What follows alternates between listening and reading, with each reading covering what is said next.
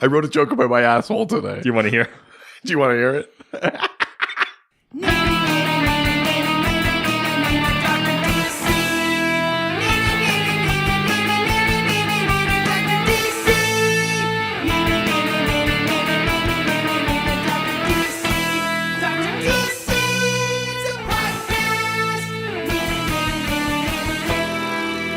Welcome, residents, to the Dr. DC podcast. My name is producer Richard, and across from me is the doctor himself. Hello. Each week we talk about the weird and wonderful world of DC while fielding questions from listeners just like you. Just keep getting it. That was good. Tight. That was Keeping it tight. I'm proud of you. Yeah. Well, you seem in like good spirits. The weather's been nice here. You're already like showing as much skin as your modesty will allow. I don't know if you know this, but I have no modesty. Well, then you got one too many layers on. That's what I've been saying since day one here. Oh, you're in like shorts and short sleeves, Cut off jeans, and you're not even buttoning your shirt up all the way. Yeah, because Daddy's got a little roast beef he wants you to see. You look like the guy that would meet Magnum PI at the airport. I just got to shave my beard into a mustache. I like. We've been waiting for you. I rocked a mustache for a really long time. Like just a mustache. Yeah. Interesting. It was like a thing for a long time. Like I was like known, when? What years would this have been? This would have been like high school. Were you that guy? 21. Oh, okay. Yeah. That would have still been before mustaches were back, though. Oh, I'm a kind of cool guy. Sure. My everyone knows it's not cool to start the trend. It's cool to follow. My now ex-fiance did not agree with it, and that's why. I know the pieces are all coming together now. She apparently did not want a mustache ride. Yeah, we got a review. Oh, yeah. Let's have it on Facebook. Hey. Yeah, I'm not going to do the Facebook drop there. We got it for. I'm not going to do. It kind of felt like you were teeing me up, and I was like, I'm going to save it for. I didn't, and I'm also not going to do the drop for this person because they have one. Yeah, and we'll save it. Yeah. It's Dan Dunn. Who? Nothing to say there. Nothing. No reason to stay on this. Dan Dunn recommends Dr. DC podcast on Facebook. He goes on to say, I was looking for a good nerd podcast that wasn't just negative opinions, only about ourselves. That's the key. Yeah. Yeah. Where other podcasts, it's about the nerd culture. For us, it's about us. Yeah. I hate myself, but damn if I don't love DC Comics. Yeah, that's right. Yeah. Let all the women into comics and let them be writers and let like multicultural people. Oh yeah. Just like kill me. Yeah. I just. Can you write death threats to me from me? Jesus Christ.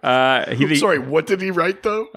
He continues to say, I found it with these guys. They are funny and informative. Holla, holla, dollar bills. Hey, if you want to holla, holla some dollar bills our way, our Patreon, patreon.com/DrDC. It's only $5 bills a month. That's right. In bill form, preferably. Mail it. You mail it in. That's an option on Patreon, right? Like I will mail in single dollar bills. One of the things that I'm finding is a lot of the podcasts I listen to and subscribe to their Patreon are all from Los Angeles. And because of how awful Los Angeles is to live and be an entertainer, they're all getting like increasingly more depressing and nihilistic. Oh God. Like their regular episodes are all good, but all of them seem to like get real on the Patreon. Yeah, and I'm like, oh, guys, like, I'm starting to get concerned. I mean, it's funny, too, when you think of, like, maybe how depressing and nihilistic their regular feed is, too. Like, kind of feel that way about Doughboys. Oh, yeah. I mean, Doughboys, there is no wall there. Like, I mean, I love it. It's clearly, like... I'm glad that you, like, figured it out, because at first you were like, these guys... No, yeah, that's true.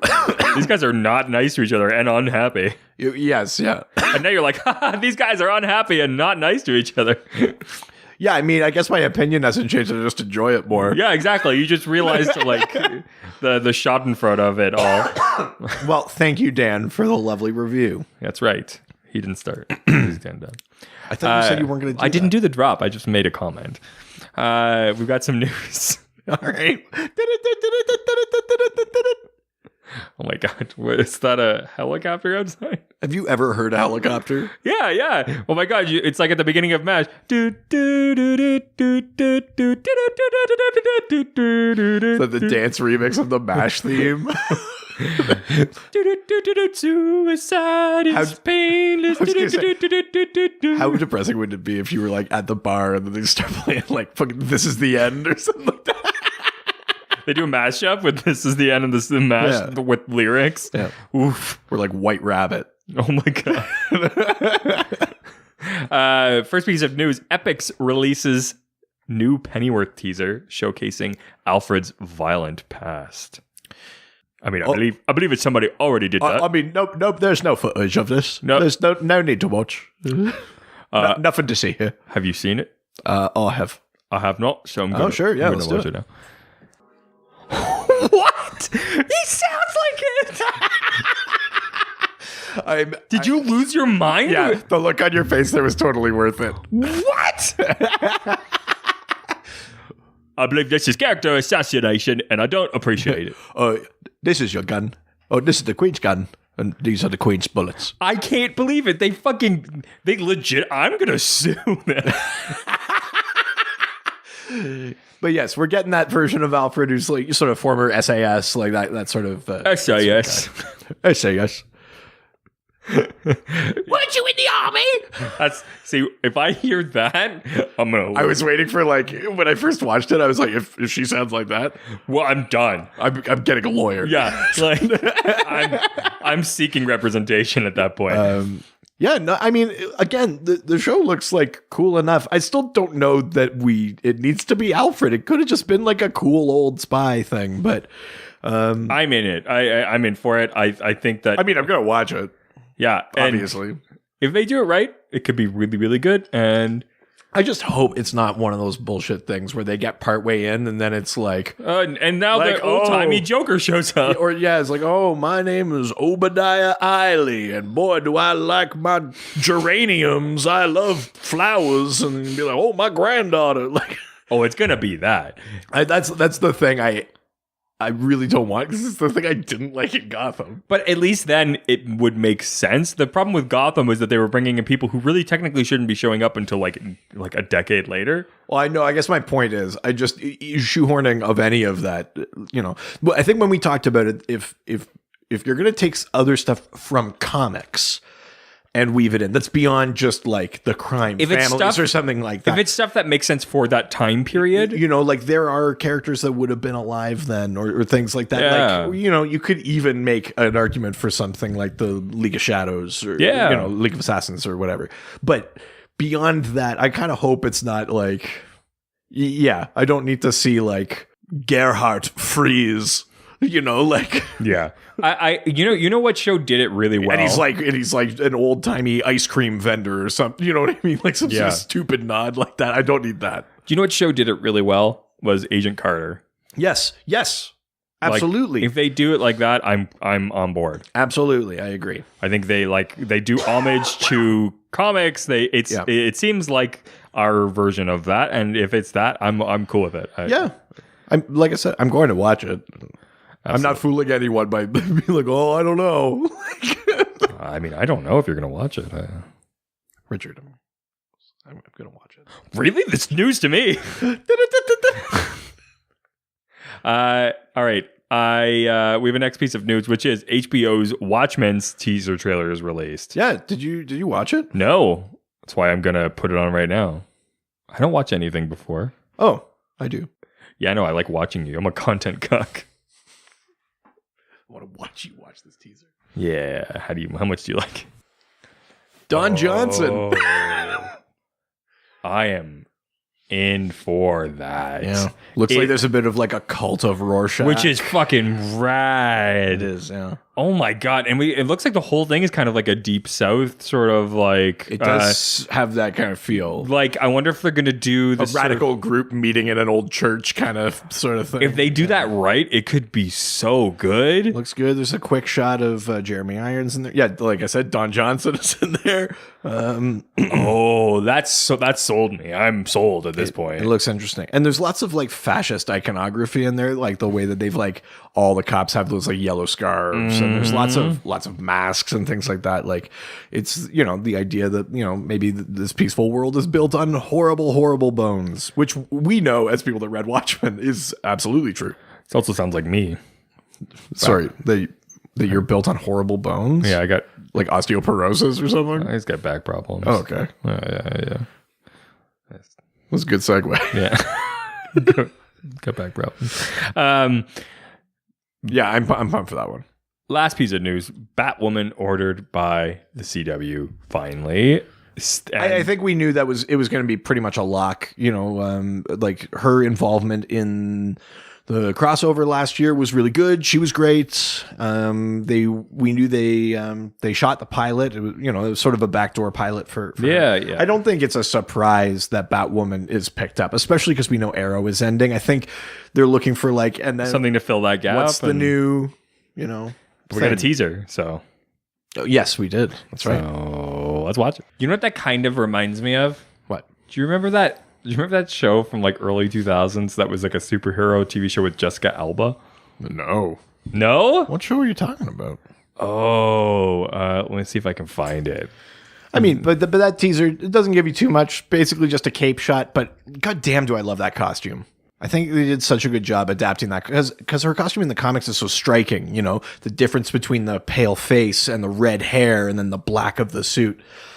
And in the comics, it's a really, really strong sort of just 3-color design. And they made it work in live action. It looks really, really sharp. I love it. So I need to find out what this show is now. I'm sorry. Especially considering how much they botched the fucking Gotham Batsuit. Fuck, I know. That one, I watched it, and when the suit came on, in my head, I went, I'm not wearing hockey pads. So what is this Jessica Alba show? I can't. It was like not. It was a superhero show, but not one like of an actual hero. Right, just genre inspired. Yeah, and I'm pretty sure it was Jessica Alba. Now I need to like double check, but I remember like watching it, like at least the first episode or something like that. Let me see what I can find here. Dark Angel. Oh, I've heard of it. I never watched it. No, but yes, it was a group of genetically enhanced children escaped from a lab project. Years later, we meet Max, one of the escapees who now works for a messenger service in the post-apocalyptic Pacific Northwest. I do remember that. Yes. I never watched it. I do remember hearing, like, I know the name. The name is familiar. It got 2 seasons, 42 episodes. Well, yeah, but that's, you know, the 20-something episode. That's like a standard TV season. I know, but it's just like from the way back. You know, we're getting more of that sort of selective, like 10 episodes, smaller, like or more detailed storytelling sort of thing now. But yeah, back then it was like, you got a TV show. It's like 23 episodes. Go for it. Crazy. God, I want to go back and watch that. Maybe we should watch. It's only 2 seasons. Look, content. Of all the things you want me to watch, that's the thing you want me to set time aside for? You know who's in season 1, I think? Season 2, episode like 3. James Remar? Jensen Ackles. Oh. Is it a backdoor pilot for Supernatural? I mean, like the backdoor his pilot. Jesus Christ. I like to pilot his backdoor. That's what I meant. So are you going to bring it back, are you going to watch Batwoman? I will. Excited? Of course I'll watch it. Am I excited? No, not really. No. Did you not like her in I did. I think that's been such a long gap since that pilot. Because, I mean, like, you look at when we got the flashback door pilot and then the actual episodes, it was pretty quick. No, it was about that. Was it really? Yeah, I thought it was a lot quicker. Showed up in maybe like episode 8 or 9 of that season of Arrow and then didn't have his show until September the folling year. Really? Yeah, because the way the show did it too is that he was in a coma for like 8 or 9 months, which is the span of time between them. I'm gonna watch it. I just don't want to get Black Lightning. I mean, you have to learn to trust again. Batwoman. I think I fucking hate him so much. It's okay, man. He's not here. Move on. It's just I can't get hurt like that again. Let's head on into this week's theme. Well, yeah. I'm sorry, did you? I was going to say, yeah. I mean, I guess we are heading into the theme. That's right. I got nothing to say about Batwoman. I'm going to watch it. I don't give a shit. So this week, this is our episode, our contribution to the JL May Yes. podcast crossover. So it's the 10th anniversary of Blackest Night. So a bunch of different podcasts. Which is also really weird that it's been 10 years. That's something that recent is already 10 years old. Yeah. Because I'm also like going through the ads of this. I mean, we'll talk a little bit about it, but I'm just like, it's like part of it was just like, these are really recent, but also old at the same time. Yeah. Like it's very weird. There's a lot of really weird stuff going on. That's true.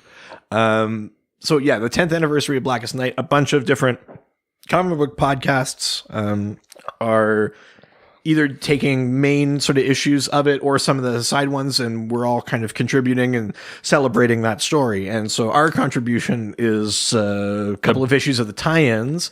So we're doing the Booster Gold tie-ins. So it's Booster Gold Volume 2, issues 26 and 27. Mm-hmm. The story is called Dead Ted. And basically, Ted Kord is Black Lantern, reanimated. So, do you want to give a little background into just Blackest Night before, like what led us into? Well, one led us into this story, sure, because I think there's a little bit of backstory you need before coming into this. Well, sure, yeah. I mean, so if you go back, I guess it would have been like 5 years in real life. To a book called Countdown to Infinite Crisis, which, as the name implies, was leading into that event. Ted Kord, the Blue Beetle, uncovers this massive conspiracy where all of the heroes' identities are known, and it turns out that this longtime administrator of the Justice League, Maxwell Lord, was really pulling all the strings. He's behind it, and no one believed Ted Kord when he said that something was fishy. Because he's sort of, he and Booster are sort of like jokey heroes, so no one took him very seriously. He goes after it himself, and Maxwell Lord shoots him in the head and kills him. And it kicks off crazy. And it kicks off this massive crisis event. Infinite Crisis brought back the multiverse ultimately, but Ted Kord died, like dead. And then in Booster Gold, Dead was a very it was a thing I kept having to say last night when my wife watched Infinity War. Right, yeah. It was a lot of like, are they dead or yeah, are they dead? And I'm like, no, they're like dead. Right, sure. But then also like some characters were dead, and then other characters were dead. Because it was just like, well, if they poofed away, though, they're dead. But they're like Vision's dead. Oh yeah, sure, yeah. That's funny. So then in the sort of aftermath of that, Booster Gold got a new series that sort of spun out of a series called 52, which took place sort of in the year following Infinite Crisis.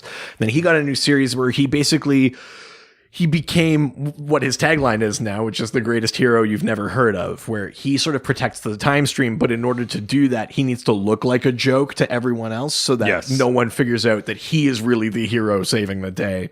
You know what I mean? Like, that's sort of his... Yeah, which I love that. That's kind of the gambit there. I love that version of him. In that series, he repeatedly tries to go back and either stop or undo some of the horrific things in the past of the DC universe, including Ted Kord's death, including the crippling of Barbara Gordon. He goes back to the Killing Joke a lot.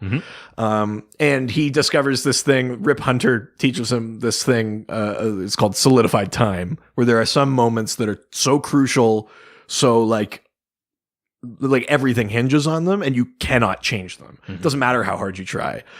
Doesn't even matter how hard you try. Keep that in mind. Design this rhyme to you explain in due time. Oh, I know time is a valuable thing. Watch your time flies as the pendulum swings. That's a good Booster Gold song now. It kind of is. Damn. At any rate, so Booster Gold is this time traveling hero. He protects the time stream, but he's hurting from the loss of his best friend, Ted Kord, the Blue Beetle. And because what it's meant to be will eventually be a memory. Oh, but in the end, it doesn't even matter. Oh god! Holy shit! It is a good Booster Gold song. Right? Holy shit! Well, DC execs, your is next it time movie for us to make just one of those like the slideshow? Oh my god! YouTube, on YouTube. Things, just like panels of Booster Gold comics and that song playing. It's kind of perfect. But yeah, so basically, by the time we get to Blackest Night, which is the Black Lantern Corps, these rings reanimate the dead. They don't actually bring people back to life, but the rings can access the memories and personalities and knowledge of like the corpses, so they can they feed on emotion. So basically, the way they work is they sort of download the personality and memories and that, and then try to use that to get an emotional response from the people close to them, so that they can consume those emotions in the form of eating people's hearts. And all of that is to charge their Black Lantern battery, which is part of the bigger story. Yes. Which is all about death and the villain Necron. Mm-hmm. But in this sort of side story, we're relatively contained. But why don't we get into it? Yeah. I made you read these 2 issues. I know you like Booster Gold. I do. I know you have an interest in Booster Gold, so I thought this would be like a fun. It's true. It's true, and in. it's one that it's a character that in theory I like, and I just have not gotten a chance to really read. Yeah. So it was fun to be able to dive into a little bit of the character and try to figure it out. And the more of it I read it, the more I was still like, man, let's make a fucking good movie. Like, I hope that they have some sort of plan. They keep saying they do, but yeah. The thing also, so I had messaged you at some point today and asked you that I was like, oh yeah, I was like, how much does it cost to like advertise on a comic book? And what got me to ask that question was this ad on the first page, because I was like, if this could get advertised in here, like we must be able to somehow figure it out. I'm pretty sure it's just like a shitty rapper. It's an advertisement for like a shitty rapper whose website does not work anymore, but it's MD. I mean, that's nothing. At mdmacro.com. And it's like literally like the most basic, like it doesn't look like anything. No, it's like nothing. It's what I assume. It's Arial font. Yeah. It's literally like you just put type on it and didn't change it. Like you didn't even like it's got a shadow effect and that's it. It barely. It's I saw this and it's not even centered. Like they centered the text but didn't center it within the image. Yeah, like, that's true. Yeah, that's a full page ad. That's at the front of the comic book. Front of the first. I was like, either this is somebody's like friend, or advertising isn't that expensive anymore in comic books, or at least wasn't during this. Yeah, or it wasn't then. Yeah. So why don't we go a little bit through the story? Yeah, absolutely. So I found that the first book's a little bit of a cop out. It's really all about the second book, but second book is more the actual action of the story. The first book is a lot of setup. But it's some good character stuff. It's a little bit. I just felt like it was a little like so much happens in the second book. Yeah. The first book is mostly just one. I like that they do this. I mean, as a comic book reader who's like getting every issue, I would be a little bit annoyed by this. But it's like this story is just immediately like, who is Booster Gold? You need some recap, and this issue 26 is a fair bit of recap. But it's just funny that it's like recapping, and on issue 26, you still get to like find out who the character actually is. And I'm like, if you're at 26, unless you're in my situation where you're jumping in. But the key thing here is that this recap that starts this issue off, it is a bit about Booster Gold, but it's the first page is Booster Gold. But the captions for most of this early recap thing, it's Blue Beetle. Yes. Well, that second page you immediately go into like the fact that like Blue Beetle, who like met the previous Blue Beetle. Dan Garrett, the first one. Yes, Dan Garrett. So you're getting a bit of a history of Blue Beetle. Ted Cord specifically. Yeah. Yes, sorry, yeah. Who's just basically saying like, long before meeting Booster, like I had another friend, Dan Garrett, who was my teacher, and like I didn't know it, but he was actually the previous Blue Beetle. You get sort of like an idea of like, oh, like this guy was Blue Beetle. There was another Blue Beetle before. This guy got shot in the head, and that's kind of like they very quickly sort of give you a synopsis of where you're at right now. Yeah, and it's one of those things with like sort of homage images. We get like actual panels from earlier comics sort of redone and things like that. But then the reveal is that this sort of recap of Ted Cord's life is the Black Lantern ring downloading Ted Cord's memories. Yes. Which is really, which I like that they do that. I like the little like boxes that are like the ring speaking basically, which is always really cool. Yeah. But yeah, so you immediately jump into Rip Hunter, talking to what's it, Skeeter? What the Skeets. fuck? Skeets, yes. Skeet. It's gonna have a whole different connotation now. I mean, it probably had that connotation then. It's not that old of a book. But it is. It is and isn't at the same time, and that hurts my heart. Well, yeah. There's a lot of moments, and unintentionally, this book hurts me in a way that it shouldn't. Okay. But yeah, so you open up with Rip Hunter, and they're basically they're talking. He's talking to Skeets, and they're basically saying like they're asking. I think what are they looking for Booster? Yeah, essentially they're like, where the fuck is Booster? He's missing. They can't track him. They don't know where or when he is. He's turned off homing devices and all that kind of stuff. And then they basically jump over to Booster, who's dealing with the funeral for... Well, he's mourning and dealing with funerals for Ted Kord. Yeah, what you discover is that he's gone back in time to... like Blue Beetle, Ted Kord's funeral, where he was also present. Like, so he's watching him from that day and how he couldn't handle it. He's wallowing in a way that Booster Gold can because he can time travel. But you're watching the Booster Gold from that day, and he has all these feelings of anger towards the heroes that didn't take Ted seriously, that could have saved his life, that didn't. He has anger towards Batman, whose brother eye satellite is the reason that all of that conspiracy was happening. He's angry at himself that he wasn't able to like bring up the nerve or the vocabulary to properly eulogize his friend at this funeral. So you see that like the Booster from that day leave, and then current Booster kind of comes out from behind a pillar. Exactly. But yes, I mean, it's a very extreme time travel-y form of wallowing. Exactly. Yeah. And then the first ad is for the second of You're so hung up on the ad. I'm sorry, I can't help it. It's for David Tennant's Doctor Who, which is the second Doctor Who of the newer series, but also there's been 3 Doctors since then. So it's both a newer comic and old at the same time, and it hurts my heart. Days gone by, man. Yep. Days gone by. It's a bigger love of the family.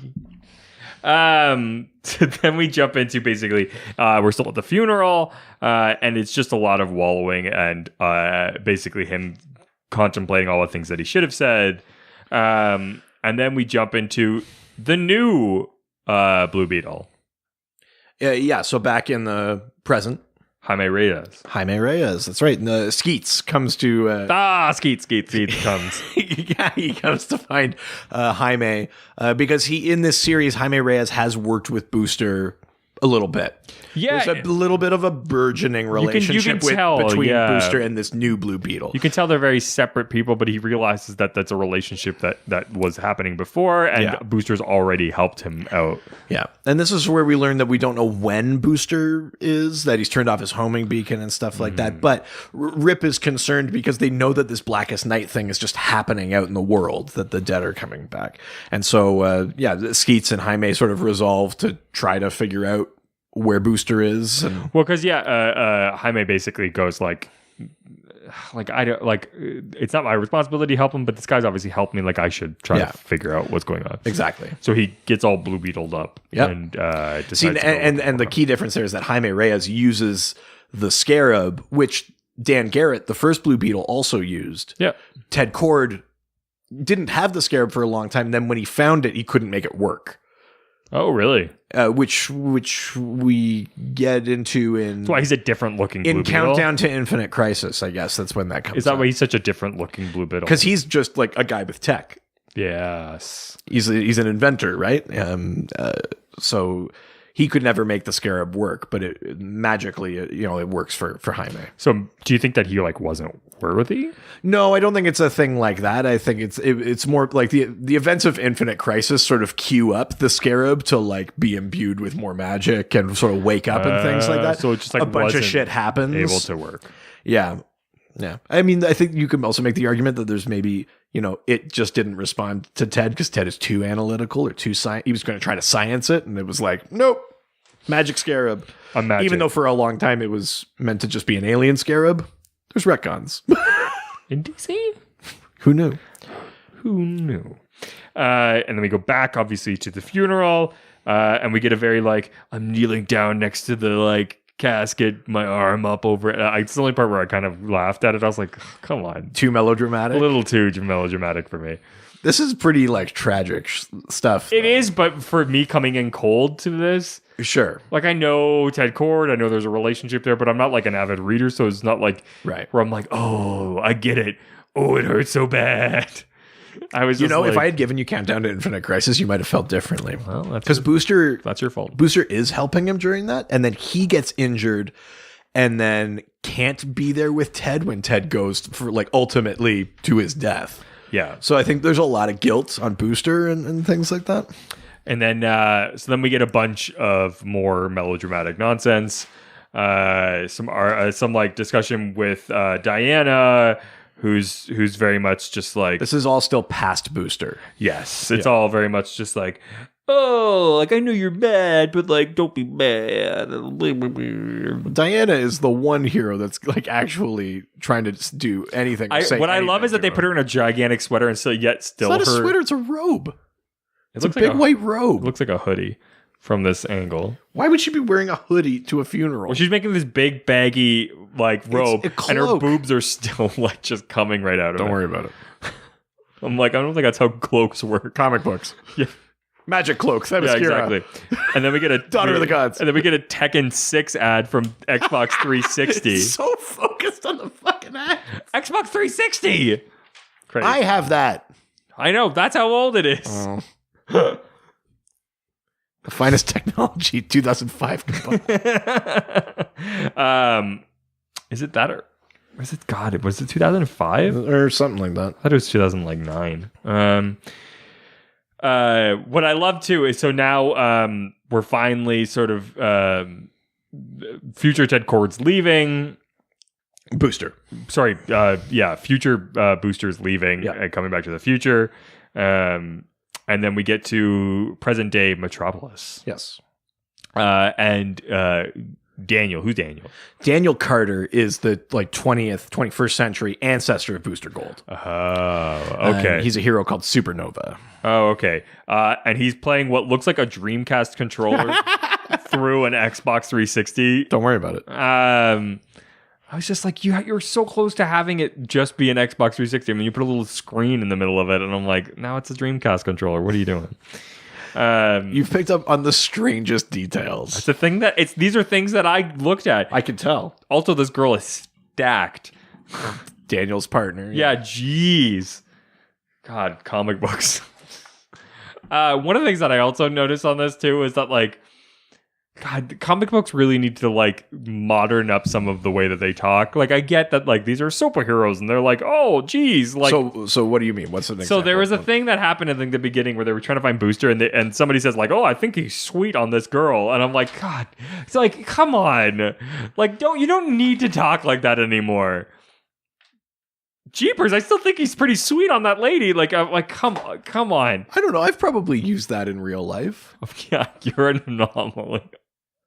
You fucking dork. I'm very cool. Yeah. Let me talk to your wife about you listening to D&D podcasts. No comment.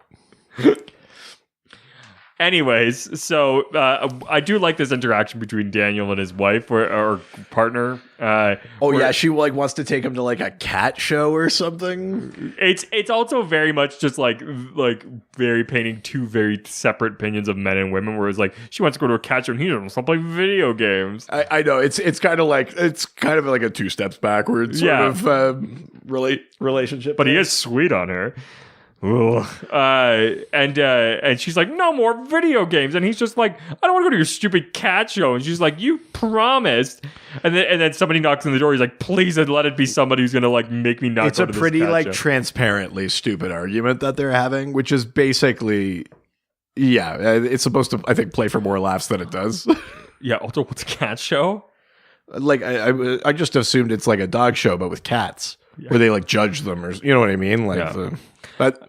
That's what I assumed. So, Blue Beetle shows up with Skeets. Yeah. And And Dan's like, oh, Skeets. Yeah, well, Dan's like, oh, thank goodness superheroes are here. I must have superheroing to do. Can't go to the cat show. So is he a superhero? He's Supernova, yeah. Oh, okay. Yes. Yeah. What's his sort of superhero abilities? They're sort of time related, time and space related. Time and relative to dimensions in space. Yes, he's a TARDIS. Go back to that David Tennant ad. That's right. And mortality is creeping up on me, and I'm going to die soon. Jesus. So, and basically they're just going like, we don't know, where's Booster here? And they're like, well, I don't know where Booster is. And he's like, oh, I guess I gotta not go to the cat show. I gotta go find Booster. Mm-hmm. And she's like, no, come on. My mom like knew better. Like, he didn't say that, but it should have been in here. This book is from 2009. I thought that's what I said, and you said 2005. I was talking about the Xbox. We were talking about this book though. Yeah, the book is 2009. The Xbox 360, which is what we were talking about. That's older. But we... Okay. Anyways, they're like, what's that sound? Just shut up. Stop looking at me. Keep going. And suddenly it's a plane crashes into it. But whose plane is it? It's Ted Kord's plane. Well, yeah, not the plane, but the bug. Yes. His sort of like flying vehicle. Yeah. Yes. And they're like, what? Ted Kord's dead. Well, that's true. But Ted Kord with the black ring comes out and he's all like, I'm going to kill you. And he's got a lot of like catchy phrases to say. He's a very snappy. Well, but again, it's making callbacks to other things, right? Did he actually talk like this? It's making callbacks to the sort of silly era of the Justice League, also known as like the Bwaha era. Oh, really? Because that's how he would laugh, is he would go Bwaha, like it would show up in every comic. So he steps out of the bug and he says something like, you know, like I'm here and I'm gonna kill you, Bwaha, or something. Yeah. Like he says like. He's like, how can you say that, bud? We're as tight as can be. Friends in life and death. Right. Wow. Yeah, that's a deliberate reference. So now it's taking this thing that used to be fun and making it terrifying. That this zombie is now quoting the Bwaha like laugh. Danny boy, ancestor to my best friend, which is such a weird way to say like. I mean, it's technically true. Again, it's that thing where it's like the dialogue is giving us information, but it's like doesn't necessarily flow nicely. But it feels like it was like Google translated. It is a little clunky. I'll give you that. Ancestor to my best friend. But yes, we get a lot of very like, was he very like snarky and... Not like in a mean way, but this is the Black Lantern, right? Yeah, so it's twisted. He was, so twist. He was like fun, and he would like make jabs or make jokes and cracks like that during that old Justice League era. That's why he and Booster are sort of considered jokes because they were silly like that. So they're fighting, and then suddenly Supernova gets into costume. Yep. And fighting, and the neighbor comes out and is like, "Hey, what are you guys up to?" And Ted Kord, zombie Kord, pulls the fucking heart out of the guy's chest. Because you know. So again, the thing with these Black Lanterns is that they sense and feed on emotions. In other tie-ins, people that can keep their emotions in check become invisible to the Black Lanterns. They can't even see them. Oh, that's really interesting. But this neighbor comes out and be like, "Oh, keep it down out here," and so he sees the rage. He sees him as like red emotional energy, and he goes over and consumes his heart, which is what the Black Lanterns do. Which is pretty intense. And yeah, so he gets in Supernova costume and gets shot by Ted Kord. Yeah, with his Beetle gun. That's right. And then we immediately go to the next page, which is with Booster. And he's just basically talking about how much he's annoyed by Rip. And he's traveling back to the future. Yes. At 88 miles per hour. Yeah. The picture, Marty. It's changing. And he basically is just being like, I'm not gonna like do what Rip tells me anymore. Like, brr, brr, brr. Yeah. And then he comes upon Ted's bug. Yeah. And the sort of crash scene. And he's like, fucking, what's going on? And they see Ted Kord's like going into Supernova's like chest. Yeah, because again, this is their thing. They keep going for the heart. Yes. So he's going for Supernova. And he's like, it fucking looks like that guy. He's like, sounds like him. I also like that Ted Kord calls him Bubba. He's like, I've been looking for all over for you, Bubba. Yeah. I'm just like, who says that? Well, they were friends. We have pet names for each other. Yeah. You little jackass. Cum cup. Jesus. I don't like that. Yeah. Never mind. Cute names like that. Yeah, we don't need anyways. So, and then basically, that's it. That's the end.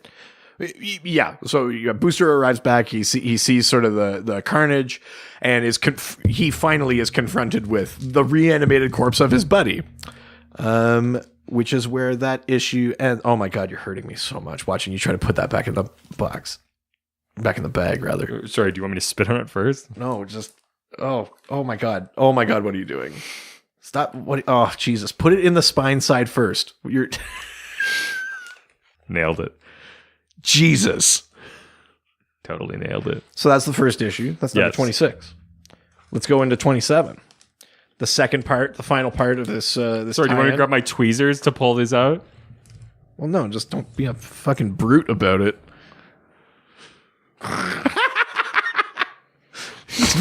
As soon as we're done with each page, just rip it out. Yeah. Don't need this anymore. Done. Kindling for the fire. Also, both of these have advertisements for Kingdom Hearts. Yep. Oh, God. You were really, taken with the ads, eh? Yeah. Which is not saying much for the story. Yeah, no, this story was a lot better. Still very taken with the ads. So now we're going into book 2, which starts off with basically the fight between Booster and Ted. Yes, that's right. The front is a thing that doesn't actually happen in the rest of the story. I mean, that's usually the case with covers. Yeah. Covers are very seldom an actual panel from the story. Yeah. Usually because they commission the cover art without necessarily the story being done or... Oh, really? That other stuff. They're just like, we need...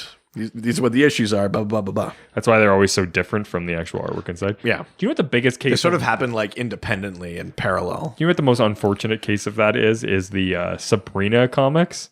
The cover art is really awesome, and you get inside and it's a completely different style. Well, yeah, sometimes it's a completely different artist in general. Yeah. Hate it.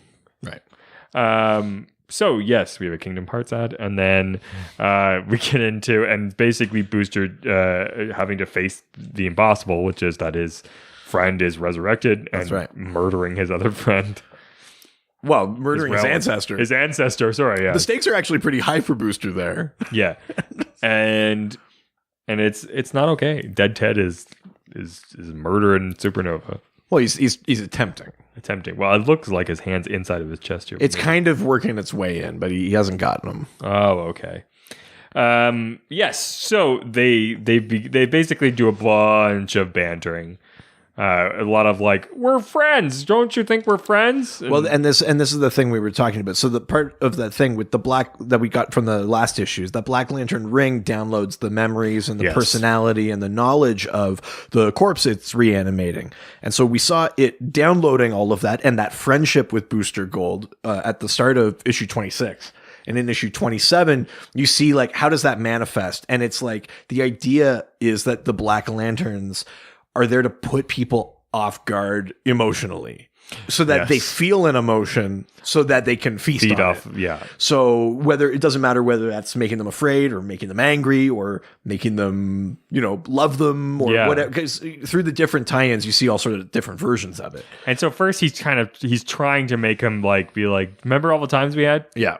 Remember all the fun? He's trying to make him feel good or, hope. He's maybe trying to get hope out of him or something like that. First ad is for Darksiders. I didn't really like that game. We're spending so much time in the ads. I wasn't super into it. It's a cool concept. It's just not my type of game. Yeah, how about the story, though? Oh, whatever. And so they basically, now they finally start fighting, and you actually get to see the color. Basically, he's seeing... Booster as red, and he's seeing Daniel's lady as green. I think it's yellow. I think she's afraid. I think it's fear. Oh, okay. It looks more green than yellow. Or It looks green. Actually, it does look green, and he might actually say something in a follow-up panel where he's talking about the determination, which is will, which is what green is. So, okay, yeah. But yeah, we do get a couple of these panels, like we did in 26 when the neighbor comes out. Of like, what does the Black Lantern see? And it's basically like a gray world, and then these sort of bits of color, the emotional spectrum. Exactly. That's what they're picking up. And so they're basically just like, don't touch her, and they fight. And then you get an ad for Avatar, the game. The story. Jesus. Enter the world, ignite the war. I never played that Avatar. Get back to... It's more continued of the fight. And it's like, come on, you can have your friend back if stop fighting me. Yeah. And you see in this issue, because it's actually Booster and Ted going head to head. Booster was like absent from this fight for most of the last issue, but in this one you do see the Black Lantern change tactics a couple of times. It starts with kind of like, hey, remember the good times, bwahaha, and then it eventually it starts going to either trying to scare him or trying to make him feel angry, oh, I hate you, or there's a fake out coming if we're not already there, where the Black Lantern starts saying stuff like I don't want to do this, you have to help me, you have to save me, and he's like, he sort of totally changes, and then Booster's like, oh my god, Ted, you're in there, and then he elbows him in the face, and he's like, you fucking idiot. He doesn't say fuck, yes, but he's like, you says something like, you were always an idiot, right? So he's changed tactics, right? A couple of times where it was like, we could have good times again. And then he's like, oh my God, no, like, save me, Booster, save me. And then he's like, no, I hate you. Like, how could we be friends? It's this real, like, kind of gaslighty sort of thing that's happening. But it's, again, all just to get some sort of emotional response that he can feed on. That's right, buddy. You fucking idiot. Oh, I didn't like that. Well, get used to it. Well, sadness isn't part of the emotional spectrum, so good luck. Look, Mass Effect 2. Jesus. Have you gotten there yet? Of course I haven't. You still on 1? Yeah, I'm a parent. So much good story left. I have a child. I know, but your wife could finish Lego Justice League. Yeah, well, that's why I can't finish Mass Effect. You listen to this, Brendan. So it's a lot of this fighting. Yeah, I mean, there's lots of back and forth. This is a pretty action-driven issue, which is funny because between these two, they're very different. Extremely different. I just find the first one is very kind of character. What I do like is this is it? I don't know if it's actually longer, but a lot more story stuff happens in this, which is really interesting. Yeah, well, it moves a bit more. Yeah. Yeah. One part that makes me uncomfortable is when Zombie Ted Cord calls Daniel's wife a hottie. Yeah. That makes me real uncomfortable. Yeah, that's super creepy. He's like, you're a hottie. And I'm like, oh, God. Anyways, so he's basically like, it's mostly just them fighting over, trying to keep her safe. And then they decide to zoom out of time. Well, they decide to escape for a bit, but they don't want to just leave this zombie to cause havoc in the neighborhood. So their thing is like, we're going to escape in time, and when we figured shit out, we're going to come back at this exact moment. Yeah, exactly. Because Zombie Cord is basically like, all right, you're going to leave, so everybody who dies now is your fault. Exactly. So they use Supernova's suit, which has this sort of like inbuilt time travel ability. They use it to basically get themselves to Rip Hunter.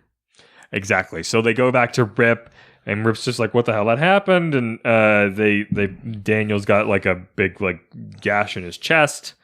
And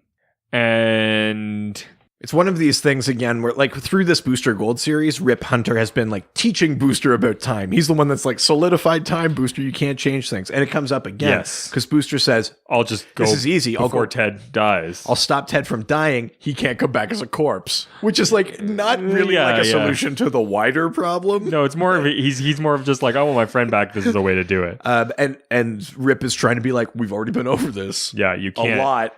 Solidify time. And Booster is just like, I've had it with you. I've had it up to here with your rules. Commissioner. Yeah, pretty much. Here's my badge and my gun. There's a reveal though that was kind of big for the series that happens. That was just a little bit later. Yeah, after this sort of like fight or argument between, because they have an argument, and then Flash shows up through Skeeter.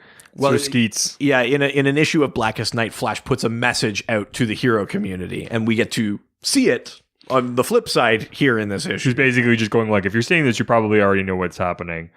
This is happening everywhere, and they are like not invincible. You can defeat them. And basically that the key is to use like light that emulates the emotional spectrum. So the call is that while the Lantern Corps are trying to figure out how to stop this whole thing, we have to hold them off. Anyone with light powers, like, get on it. Yeah, exactly. Basically is the idea. So this is when Booster decides that, I know how to solve, like, at least help us out in this situation. Yes. We gotta get out of here. Whatever, Ted, or whatever, Rip. Yeah. I don't give a shit. Like your stupid rules, whatever. I got a job to do. Yeah. And that's when Booster jumps in the time machine with Blue Beetle, and Supernova, I think. Right? No, Supernova's no, Supernova's healing. But yeah, Blue Beetle and Booster go into the time machine, and that's when you get a shot of Rip being like, you'll get this, you'll understand this one day, Dad. That was a huge reveal. Was it really? Because Rip Hunter is a character that's been around since the 60s. Like, Rip Hunter Time Master is like an established character. Oh, wow. And then that moment is where they made it so that This was the first time? It's the first time. Oh, wow. That's where it happens. Rip Hunter is retconned as the child of Booster Gold. Holy shit. Yeah. It was a big moment. That is. I didn't realize it was in this random, like, Darkest Night issue. Yeah. It's a big moment. You would think that it'd be like leading up to like this, and I kind of like that it's almost like throwaway, but you're like, wait, what? It's like, we have other things to like worry about right now, but like, we're going to come back to this, right? It's an ad for some video games. And right. Some other books. Right. This is fucking gripping. So now we end up at Cord Industries. Yes. And Booster's just, Blue Beetle's like, why are you here? Like, I don't understand. He's just like, well, he's like, this is where Ted Cord's like main place used to be. And yeah. Kind of like his lair, his hideout. Yeah. And he's just like, yeah, but why are we here? I don't understand. He's like, and only two people have access to this, me and Ted Cord. Yeah. And he's just like, okay, but why are we here? And then they get inside, and it's just like really cool technology, and they have like old Blue Beetle suits in there. Yeah. And I like this little line that Jaime says where it's just like, well, I got to get myself a Beetle cape. Yeah. Which, because he's a kid, right? He's in high school. Yeah, he's got that like Spider-Man thing of like, oh, like, oh, this is cool. Yeah. Which is really fun. Yeah. And that's when there's like an intruder alert. And it's just like subject identified as Michael John Carter, clearance level Alpha. Well, the intruder alert is because other people are in there with Booster. Yes. So he like cancels the alarm or prove that like he and Ted are the only ones who have had control of this. Yeah. But he goes, something's wrong. He's like, the entrance logs, someone else came through a few months ago, but it's impossible because Ted's dead. And I don't know. Does this mean that like I think that gets picked up later. Does it? Because I don't remember it getting picked up. But well, I mean, like not in this issue. I mean, like later. It's not like super crucial for this. I don't think. Oh, okay. Because I was like, what? Yeah, it becomes. I think it's like a later thread to get picked up. Yeah. Okay. All right, and then we go back to the future. Where we're going, we're going to need roads because it's not that far in the future.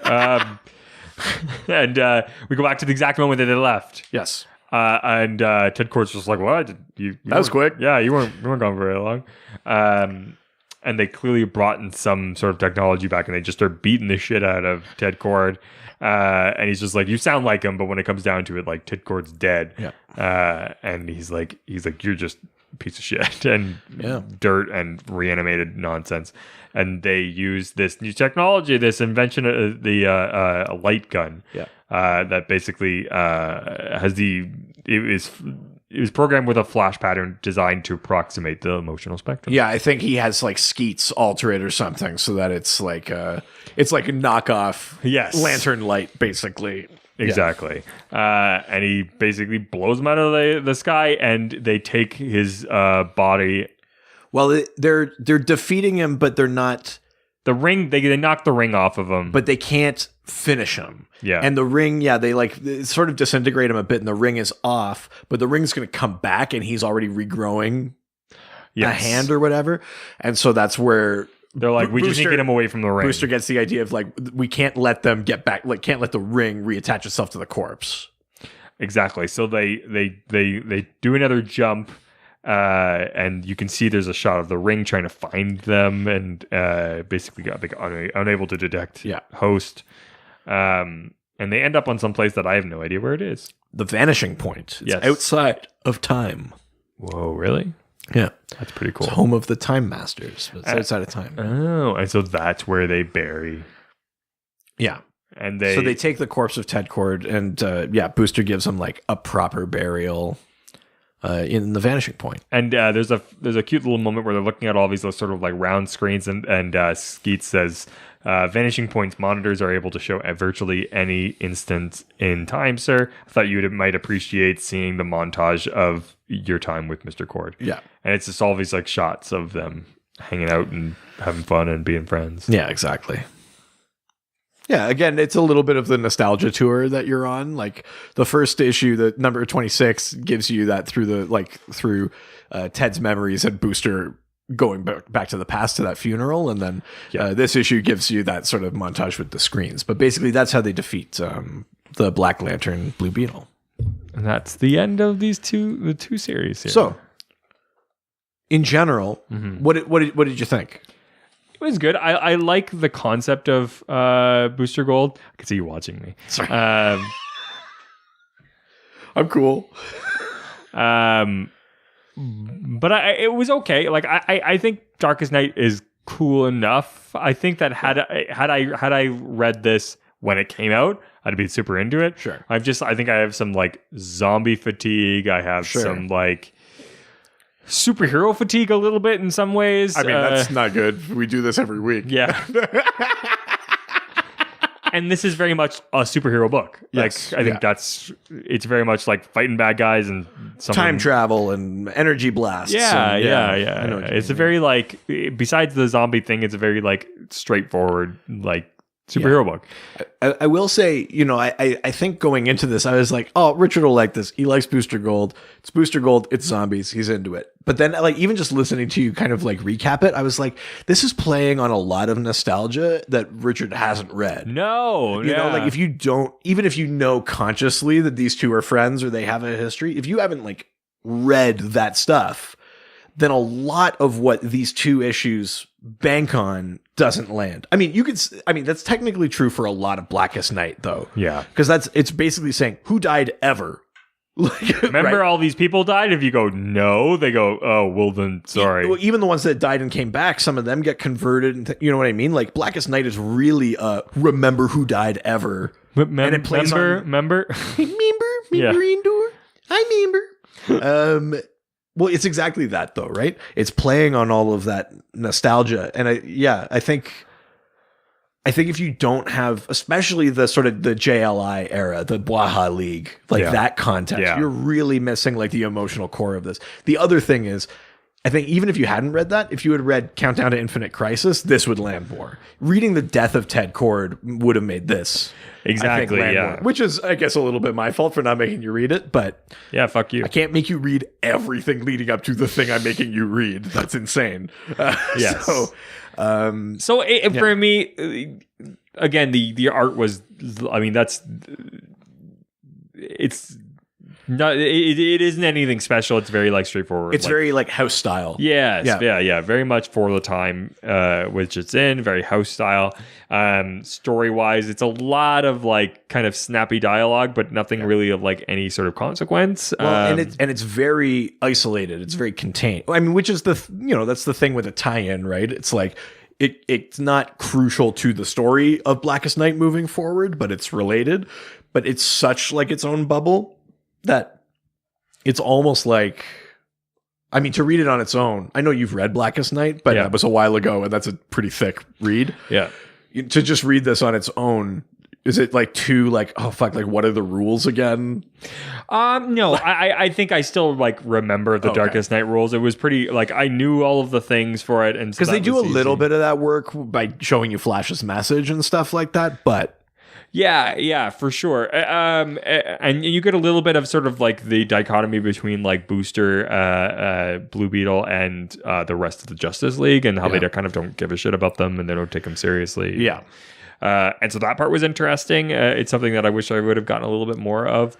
But at the end of the day, it's a good concept. I like those two characters, and I really want to know more about the relationship between Jaime and Michael. But I think for me, it was just it felt very inconsequential, except for that moment where you get to find out that Rip Hunter's his dad.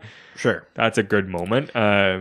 So let's split this into two questions. Do these two issues keeping in mind that you've already read it, but let's imagine you have. Yeah. With these two issues, if you just pick them up and flip through them, A, make you interested in Blackest Night, or B, make you interested in Booster Gold. You know, where was he before this started? What happens after this ends? If I was completely cold going into this, I would say it doesn't get me into Booster Gold, because the most interesting part of Booster Gold, which is a thing that they tee up in the beginning, you never get to hear about again, and then it's just about this guy who seemingly doesn't have any abilities. Oh, right. Sorry, the idea of like the traveling through time. Yeah. All the things that are like interesting about Booster are kind of completely lost within this. It's just a guy who like has abilities, but you don't really see them. You just see him kind of punch a little bit. Right. And he does some time travel, but you don't really get to know what's special about Booster in this book. Sure. Except for that he has a relationship with somebody who seems really cool. Right. I would say that it gets me interested in Darkest Night, though. It does. Okay. I think like, so had I not read it, I would be like, oh, like zombie-ish. And again, had I read it like when it came out like 10 years ago, for sure. And now, even keeping in mind the context that you have read Blackest Night, does reading this make you go like, oh, like what are some of the other tie-ins? Because the collected edition of Blackest Night is basically just Blackest Night and then the issues from, I think, Green Lantern and Green Lantern Corps. Yeah. It's not really anything outside of that in that edition. Yeah. So does reading this make you go like, yeah, okay, like I get it with Booster. I'm interested in like what was happening to X. I'd be like in X book. I'd be like, one, it makes me go like, what's going on with Flash? Like, how does he know more than we know? Right. Like, where was the tie-in there? And then Batman, obviously, I'm curious about. Right. So I mean, the Flash is actually in the Blackest Night series. Yes. So it's because he and Green Lantern are together there. Batman is technically dead. He gets resurrected by Black Hand partway through that. Yeah. Right before they get exactly. They so for Necron, me, otherwise, I'm just like, I don't give a shit about anybody else. Like, I don't. Right. Yeah. Right. Yeah. You're not like, where's Nightwing? You're not. No. Because I'm more of a trade buyer, right? Than I am like issue to issue. So for me, I'm just like, sure. Right. Give me the good stories. I don't. Fair enough. Do these issues, there's a little bit of the supporting cast in there, but obviously it's meant to be about Booster and Ted. Does anything in these issues make you go like, oh, I do want to read a bit more about this other character? Like we've got Daniel in there. It makes me interested. We got Jaime in there. It definitely makes me interested in Rip. Right, Rip. Yeah. There's an interesting dichotomy there, and I want to know more about. Like, he seems to have this master of time travel thing, which is an interesting concept. Right. That makes me want to know more. You don't really understand. Like, it really has a lot of expectations that you already know what everybody's sort of deals are with this. Yeah. Because, like, they're doing time travel, and I'm like, I know Booster's time traveling, you told me that he had it in his suit, and then I was like, oh, that makes more sense now. Right. Because the first time I read it, I was just like, oh, they time travel because Booster has a thing. So. Yeah, well, and this is the other thing too. I mean, like, some of it is like very like, it's just like buried in the dialogue. You know, they're jumping towards something and someone goes like, oh, his suit doesn't, you know, like it's like one little thing in there, right? Yeah. Would you recommend this to anybody? No. I would say read Darkest Night instead because you don't really need this. Well, sure, yeah. I mean, kind of by nature, because it's a tie-in, but it's maybe also a slight detriment that like it's so isolated. Yeah. For me, it gives you a little bit of middle ground, right? Which I didn't really need. Like, I'd rather be like, oh, like give me the transition between Ted Kord and Jaime, like that I'm interested in. Sure. Give me sort of Jaime and Booster becoming close. Right. Give me like when they become a team. But like this is sort of like this middle ground where nobody's doing anything really. Yeah. It's more of like Jaime kind of knows. Yeah, you're kind Michael, of you're dropped into like a pretty quick, short, contained. Yeah, but a time where like nobody really has any real relationships. Everybody's kind of distant from everybody else. Yeah. Like Michael has been gone for a while, so like it seems like there's a big disconnect. He just kind of shows up, fights some people, and then goes back to whatever he was doing. Sure, yeah. So for me, it wasn't super impactful for a character that I actually really like the concept of, and like am still very interested in. Yeah. But I'm like, give me more of the interesting stuff. Right. But I get it. It's in support of a bigger story, and so they just wanted a tie-in. Yeah, I mean, I think it is what it is. But yeah, no, that's fair. That's fair enough. I think that's a little bit of a miscalculation on my part. I do kind of wish I had made you read Countdown to Infinite Crisis. That might have helped. Yeah, I think it would, at least in terms of giving a shit maybe a little bit more about the relationship. Well, go get your suit on and go back in time. Solidified time. I can't. Okay. I can't give you that book. It's too important. Okay. It's important that I don't give you that book. That we have this conversation. Well, we weren't the only ones who read this. That's right. A lot of other people did. So we got lots of questions, and we won't get to all of them. No. So apologies if we don't get to your question, but it's in like the fun future cache. We'll get around to questions eventually. We always do. That's right. Well. Let's head on into Facebook. Go to the face and the book. Going to the Facebook. We should say that the questions that we got aren't necessarily specifically about they're more Blackest Night. No, they're about specifically Booster Gold. Well, they're about Beetle.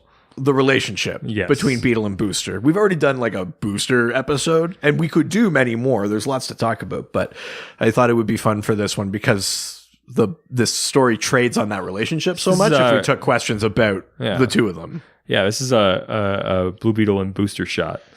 Booster Shot is the name of a story arc in of course it is. Action Comics. Of course. Relatively recently. Your child had to get a booster shot yet? Yeah. I thought so. Yeah, 4. Oof. It was bad. It's a bad time. Yeah, she doesn't like that. No, I can't imagine she would.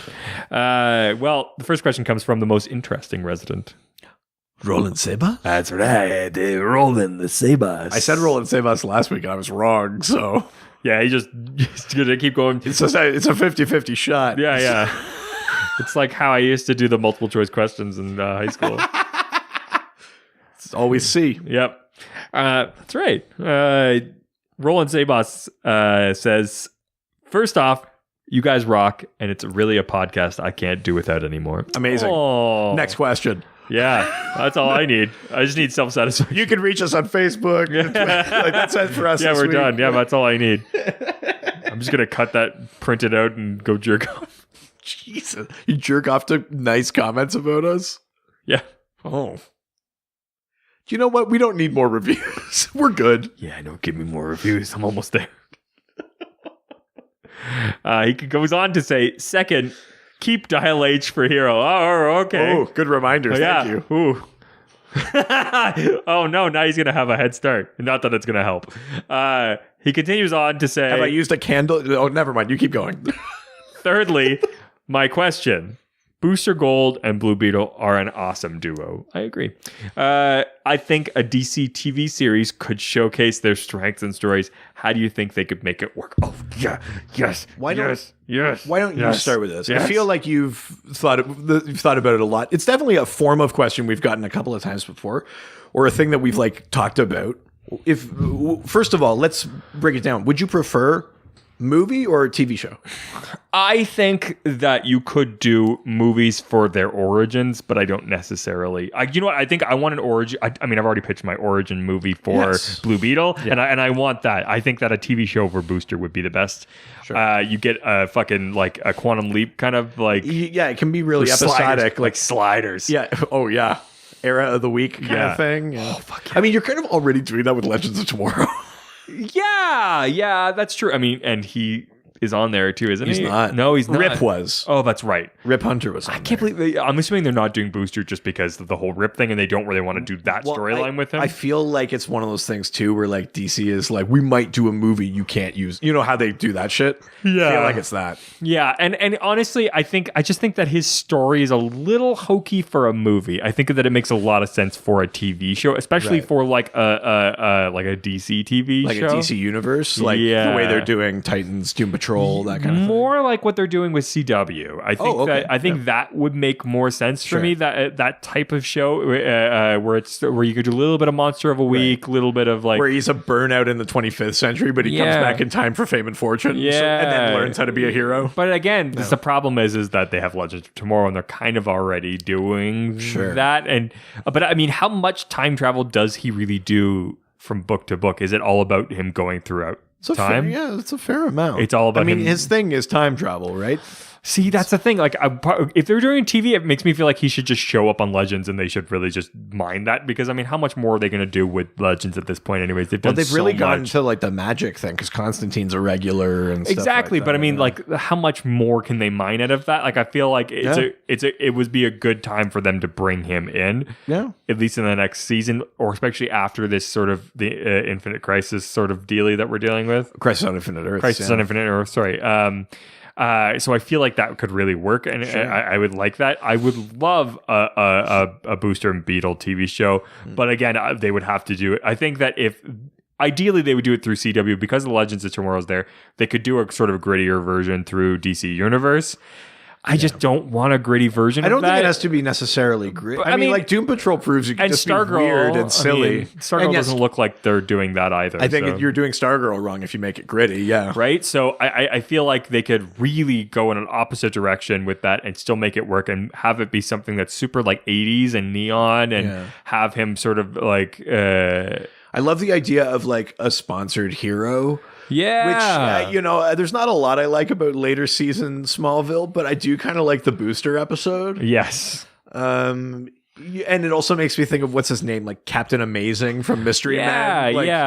He's just got the sponsors, and he's like, "I'm here to save the day. Also, brush your teeth and like use this toothpaste." I just think, there's like it's so like craven. It's so cringeworthy. There's a thing that they could do with that. I think that would totally work, and I would be on board for that. But like a buddy cop show, which I mean, that could do so well. I would be 100% up for that, but I can't remember what episode it is. But was it the Booster Gold episode where I do the pitch for the Blue Beetle? Oh, maybe. I don't know. Go dig through our episodes. It's a good pitch. I think that our Booster episode it's way back. It's like issue 15. Oh God, Kate, never mind. Don't go back. Never. Just 15's all right. Just know that I had. We're out of the clear from the first 5 or first 4 rather. Yeah, I know, but really, I mean, we're still not through the first 50. Jesus. Where there's a significant change. You just won't let that go. No, I can't. Anyway. It's solidified time, man. Yes. What about you? What do you think? I think initially my thought is that it works better for TV because it's episodic. You go to different eras and things like that. But then there's a part of me that's like the idea of what's the lesson Booster learns. I think you actually can make that into like a movie, you know, in the way that like Guardians of the Galaxy are all these kind of rogues and degenerates who find something heroic in them. I think you do the same thing with Booster, where by coming back in time and sort of, kind of buddy cop teaming up with Blue Beetle, he you know, he goes from a guy that's like hawking salami to make money to like a legitimate hero. Yeah. But you still end the movie with like maybe the wider hero community does not see them that way, or like the public is just like, you fucking jokes, but like he knows that he learned, you know what I mean? Like, Yeah. I actually think that could like work as a movie, like kind of contained like You could. I think you. But if the focus is that, like the character stuff, as opposed to like what are all of the eras we can go through, you know what I mean? Like TV is better for like, and now it's Booster in the Wild West, and now it's Booster in Camelot, and now it's Booster in, you know. But I mean, here's my idea. You would have to do Booster Gold and Blue Beetles movies separate and then bring them together. I disagree. I think there's too much story for what his origin is to do it in one movie. To have Blue Beetle show up and also do all of his backstory, learn his lesson. But you don't need. I disagree. Again, like not to keep quoting Marvel, but like kind of with the Guardians of the Galaxy thing. Like I don't think everyone needs their own origin thing first.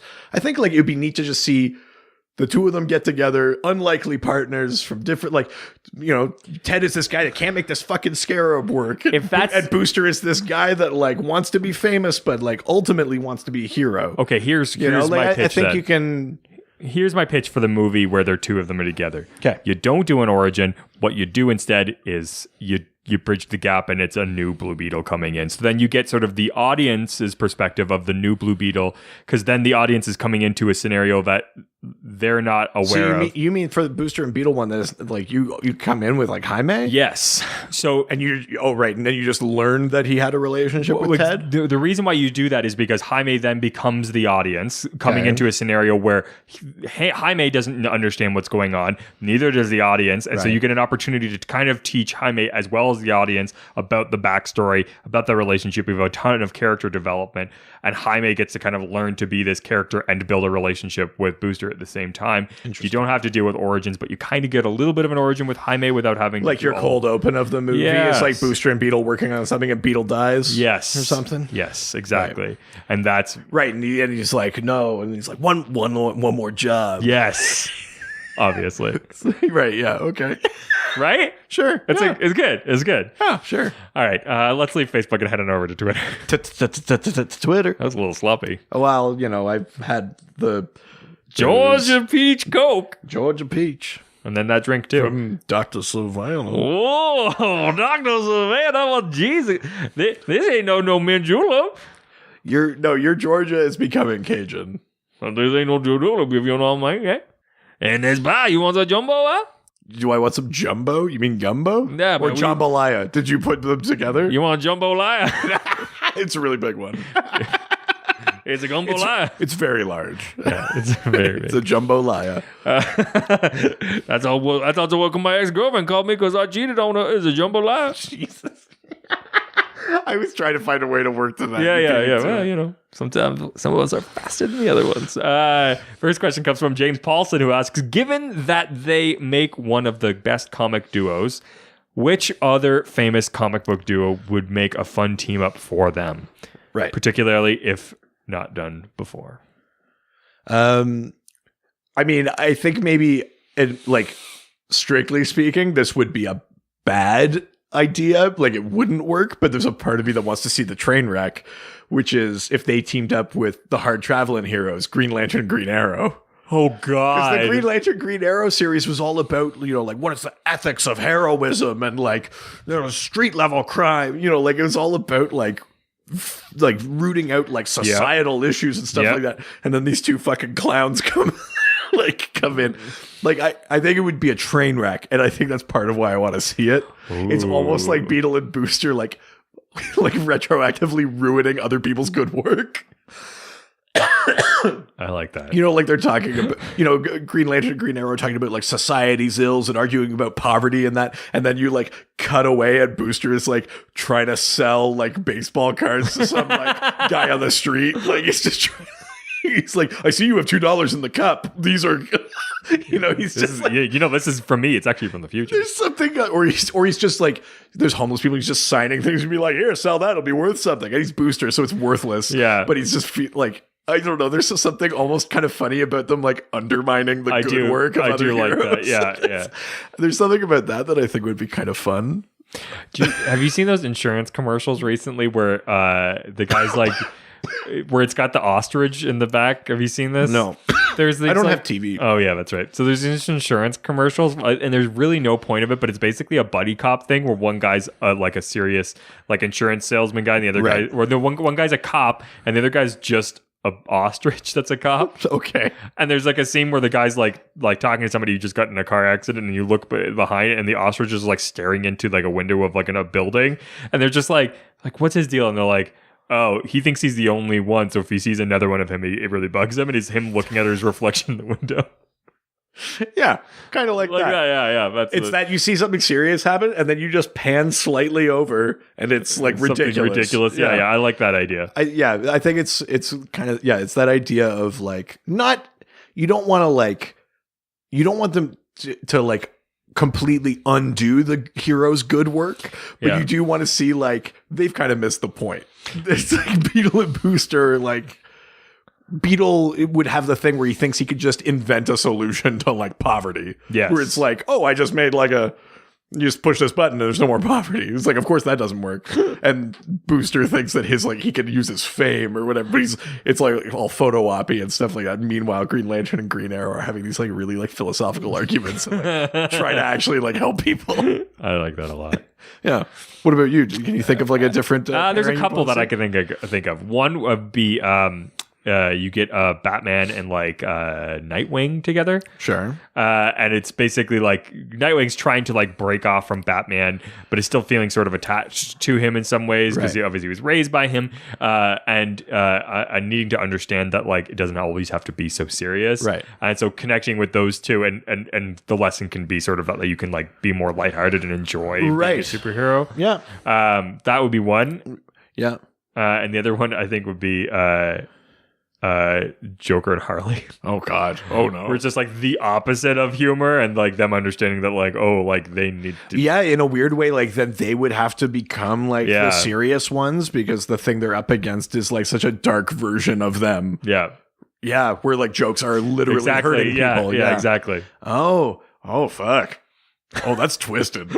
Jesus. So it takes a dark mind to come up with a dark idea. I like that. That's a good one. Thank you.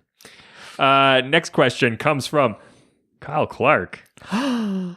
He sent me a text. Our old buddy. I know. He sent me a text and he's just like, you should be happy. This is the only podcast I'll ask questions for. I felt good. I don't think he'll listen, but he likes to ask questions. You know what? I love Kyle. And I'm always happy to have contributions from Kyle. Kyle Clark of This Is Rad podcast. That's right. Who asks, does DC intentionally mock them despite being well-written / developed characters because Charlton characters will never be allowed to take front and center in DCU? I mean, leading question. Yeah, a little bit. There's an agenda in there. A bit. Tell me how you really feel, Kyle. So, the context. So, Booster is not a Charlton character. Booster was created by Charlton Cox of our day and our nights. Every time. Charlton Cox of our wrongs and our rights. So, Booster. I want Charlton Comics in charge of me. Booster Gold was created in 1986. He was sort of like the first big new character introduced after Crisis on Infinite Earths. So that's a DC character all the way. But Blue Beetle is from the Charlton Comics era. And other characters that come from that are Captain Atom, The Question, Nightshade, Peacemaker. Basically, the characters that are like the foundation and the basis for Watchmen. And I don't know that it's house policy, but there is sort of like none of those characters are like at the forefront. You know what I mean? Like Captain Atom has been missing from DC continuity for years. And the couple of recent appearances that he's had, they seem to have forgotten an in-canon series that happened a few years ago. Really? They seem to have completely erased the fall and rise of Captain Atom for some reason. In favor of a more classic look, probably more visually than anything. Yeah. The Question in the New 52, the Question kind of got messed up a little bit. They made him sort of like sorcery instead of like just a hard-boiled vigilante. Yeah. But the Question is arguably maybe the most popular at least nowadays, Charlton character. Probably in no small part due to Rorschach, and things like that. Blue Beetle was up there for a time, but like Nightshade, real kind of C-lister. I think maybe her big moment was during Day of Vengeance and Shadow Pact and stuff like that. Peacemaker, a little bit in Suicide Squad, but you don't see a ton of Peacemaker. I think. I would be surprised to learn it was a house policy, but again, it's like these are characters they acquired later. Yeah. They probably just ingrained in them are like, oh, our characters are, and you list the big ones, whether financially or otherwise. But, even the less financially, let's say, popular characters at DC, Hawkman or stuff like that, they're going to get books before fucking Captain Atom. They're going to get books before The Question. They're going to get books before... a lot of other characters. I don't think it's like someone twirling a mustache in an office and being like, fuck you, Charlton. Like, because they bought the characters. They should also want them to do well. But I think there's a little bit of that thing in there. I like the idea that DC execs speak like they're like 1930s. Yeah. See? Yeah. No, we're only going to use Batman, see? Yeah. We're going to do the Charleston, not the Charlton.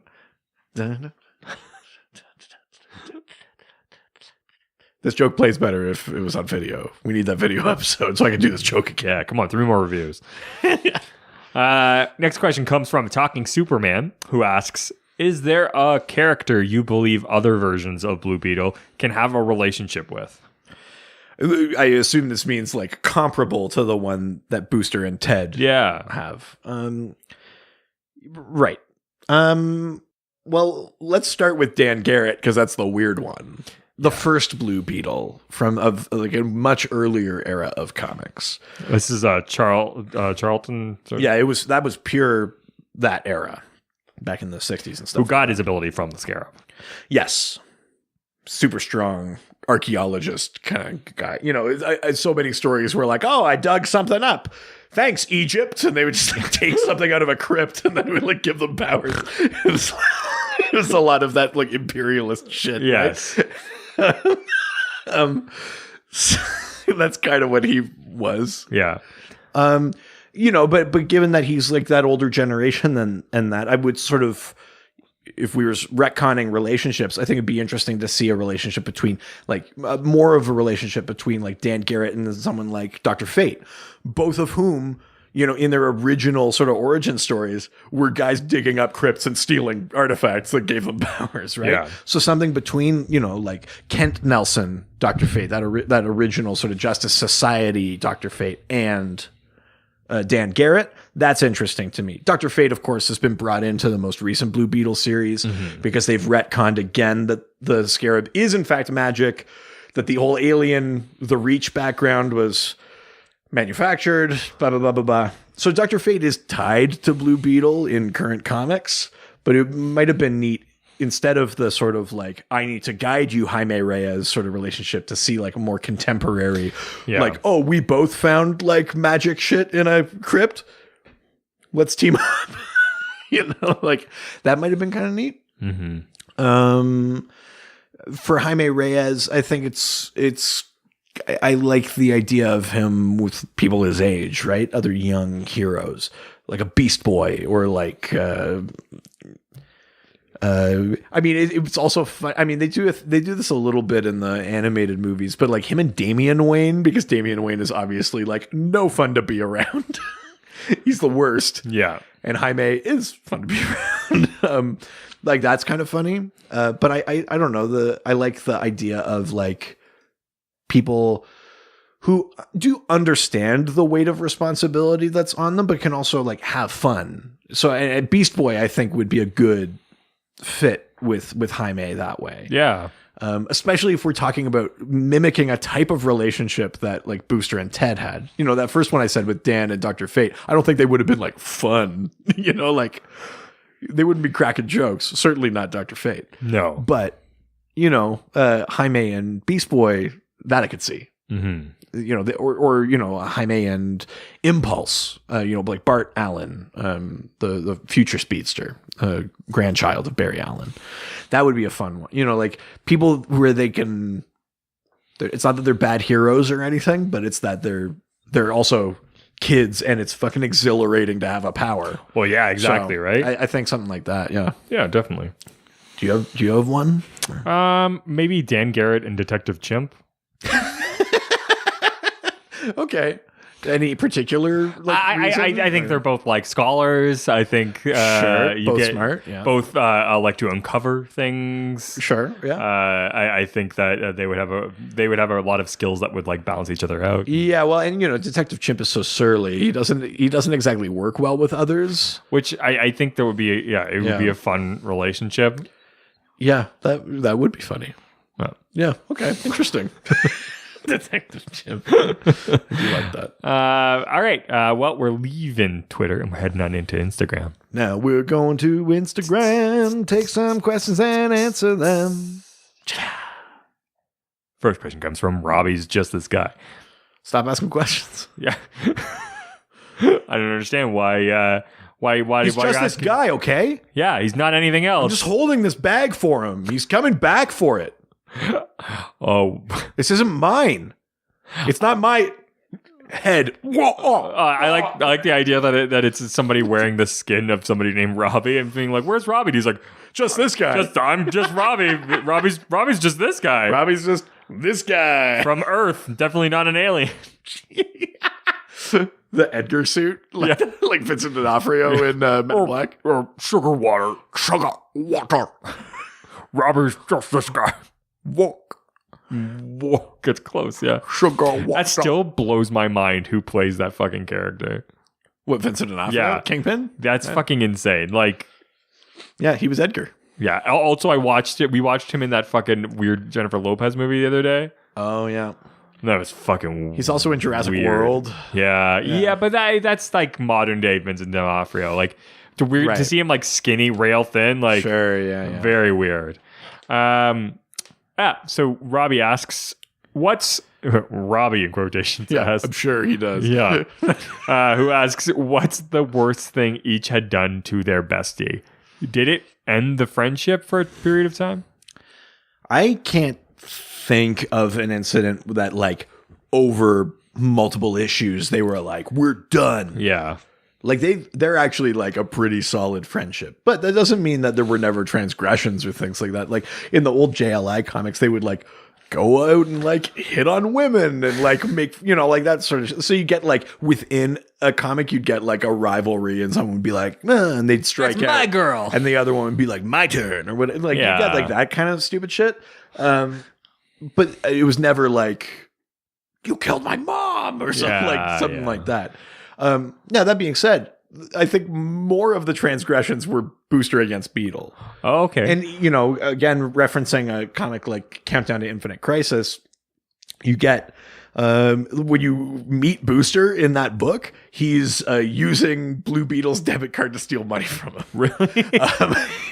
Because...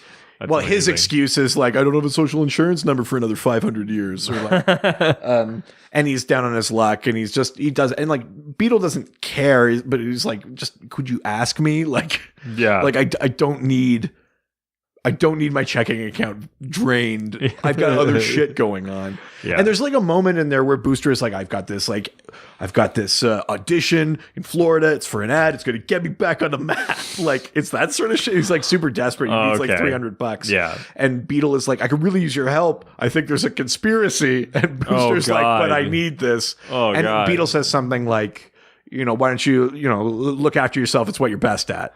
Ooh. And walks away. And then, like, later in the issue, Booster is like, no, like, and he comes back and he saves Beetle from the madmen, because he's like, of course I'm gonna come and help you. So, like, yeah, like, briefly, little altercations, but never a rift that, like, Batman and Superman have had rifts. And, from a similar era, from Infinite Crisis, there's a bit where the heroes are, like, the Trinity are arguing with each other, and they don't trust each other anymore. And Batman has some line where he says to Superman, like, you're supposed to inspire. The last time you inspired anyone, you were dead. Whoa. And, like, walks away. And the Trinity are, like, done there. And that's part of the lead up to Infinite Crisis as well. So you take those two things side by side, there's this very small altercation between Blue Beetle and Booster Gold, and they're just like, no, but it's almost like a sitcom thing where it's like, you did what to me? I'm disappointed. And it's like, sorry, bud. And then they're fine. Whereas like Batman and Superman have had like shit to get over. Yeah. You know, like that is different. I'd say most of the transgressions are pretty small. I don't think I can't think of an example of something like really cataclysmic. No. Yeah. All right. Last question from Instagram is from Chrono Geeks, who asks, what was... How appropriate for time travel. Oh, yeah, I guess so, yeah. You fucking Chrono Geek. These ones asks, what was the first story that had them become friends? Thanks. Ooh. So we're going back to that Justice League. I mean, the book was called Justice League for like 8 issues, and then it was retitled Justice League International or something like that. And then eventually retitled Justice League America, not of America. Yeah. But I think it's in like Justice League number 3. At the end of that issue, it's already kind of a jokey Justice League. Blue Beetle is on there, Mr. Miracle, Guy Gardner, Captain Marvel, Batman, Martian Manhunter, Black Canary. Mm-hmm. And this is a team that does not work well together already. And at the end of that issue, Maxwell Lord shows up and says like, hey, I've got your new recruit for you. His name's Booster Gold. So technically they're both in the same, like Beetle and Booster are in the same room there. But they don't have any interactions. But that's the end of, I think it's Justice League 3. So Justice League 4, I think, is Booster's first sort of foray with the League. And I think in that one, he and Beetle team up a little bit. Like Beetle is working some machinery or computer while Booster is he ends up saving the day, proving himself a little bit.